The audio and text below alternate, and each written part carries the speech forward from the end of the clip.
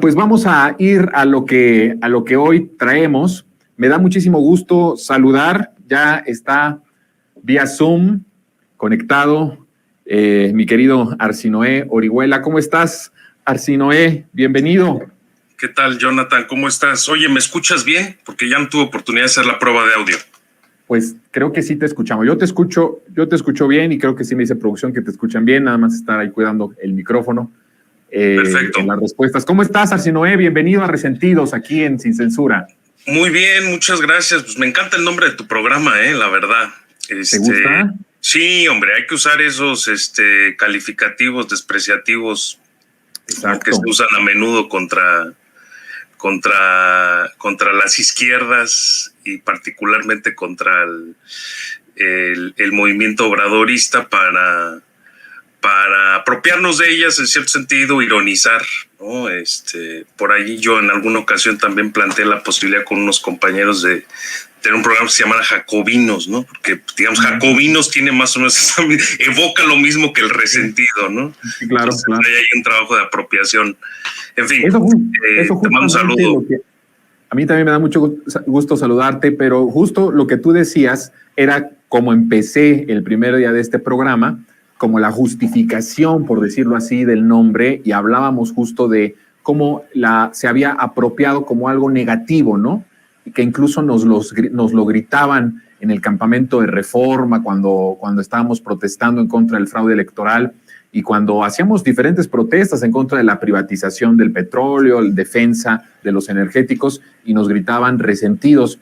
Y la verdad es que ocupar para cambiar esa connotación negativa a algo positivo, decía yo y explicaba aquí a todos los que ahora ya se dicen resentidas y resentidos, nuestro querido público, de que al final, si hoy estamos viviendo el tiempo tan maravilloso que nos está tocando vivir, es porque hubo un puñado de resentidos que no se rindieron y que hasta el final lucharon para cumplir ese objetivo tan hermoso de transformar al país, que es lo que estamos viviendo en estos años, en estos 5 años de gobierno de López Obrador. Pero a ver, yo quisiera empezar con el tema. Publicaste un tuit muy interesante en donde hablas sobre, entre otras cosas, sobre la Suprema Corte de Justicia, sobre Norma Piña.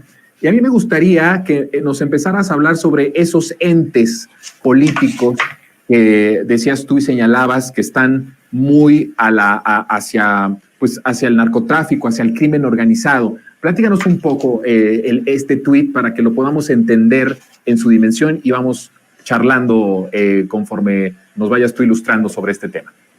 Muy bien, bueno, mira, aprovechando que lo mencionaste en la introducción, el tuit es el siguiente: ejemplos de organizaciones informales en México, camarillas, cacicazgos, clanes familiares, tribus partidistas, todas ellas definen los contenidos de la política y la socialización. El cártel del narcotráfico forma parte de esta constelación de unidades políticas informales, y por lo que percibí fue este cierre del tuit lo que generó pues, mayor interés, ¿no?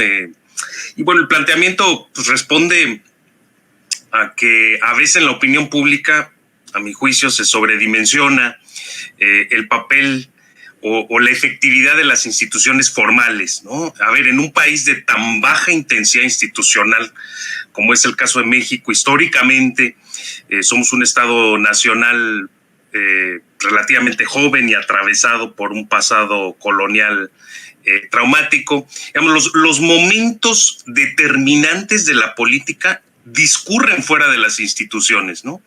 Y en ese sentido hay algunos especialistas que prefieren hablar del orden informal o clandestino en lugar de orden legal e ilegal, porque pues, realmente la frontera entre un campo y otro, es decir, el de la legalidad e ilegalidad, sobre todo en materia de política y negocios, pues las más de las veces es un mero tecnicismo.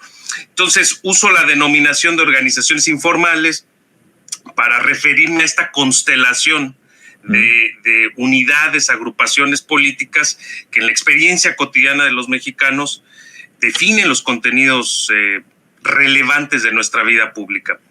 Y bueno, así como México tiene tristemente un amplio catálogo de expresiones para nombrar diferentes modalidades de defraudación electoral. También existen muchos tipos de instituciones clandestinas, semiclandestinas, informales, que inciden directamente en la vida pública.